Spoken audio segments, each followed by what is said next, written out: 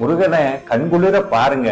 அவன்கிட்ட எதையும் கேட்க வேண்டாம், அவனுக்கு எல்லாமே தெரியும். நம்ம என்ன நினைக்கிறோம், என்ன பேசுறோம், எப்ப முருகான்னு வாய் சொல்லிருச்சோ, எப்ப குமரான்னு மனசு நினைச்சதோ, எப்ப முருகா கண்டான்னு நெத்து நிறைய ஊதி பூசணுமோ, அப்போதே அவன் அடியாருக்குள்ள ஒரு அடியாராக நம்மை தேர்ந்தெடுத்துட்டான்னு அர்த்தம். அதனால நம்மளுடைய குறைகளோ நம்மளுடைய கவலைகளோ அவனுக்கு தெரியாம இல்ல, நிச்சயமா தெரியும். இருந்தாலும் ஏன் இதெல்லாம் தீராம இருக்கு, ஏன் என்னை விட்டு இதெல்லாம் அகலாம இருக்குன்னா, இது எங்கிருந்தோ வரல, நம்மதான் ஏதோ ஒரு ஜென்மத்துல பண்ணது நமக்கு திருப்பி வந்திருக்கு. இருந்தாலும் இதை அனுபவிக்கிற விதத்தை நிச்சயமாக முருகப்பெருமான் மாற்றுவான். அதற்கு ஒரு வழியை காட்டுறதுக்காகத்தான் இன்னைக்கு நம்மளை கொண்டு வந்து இந்த அற்புதமான தைப்பூசத்தன்னைக்கு அவன் சன்னதியில நிக்க வச்சு அவனை பார்க்கக்கூடிய மிக பெரும் பேற்றை நமக்கு கொடுத்திருக்கிறான். அவனை பார்த்தா போதும், திருப்புகள் பாடினா போதும், எல்லாம் முருகன் பார்த்துக்குவான். கவலைப்பட வேண்டாம், மன சஞ்சலப்பட வேண்டாம். ஒரே ஒரு உண்மையை தெரிஞ்சுக்கங்க, மனசு தடும்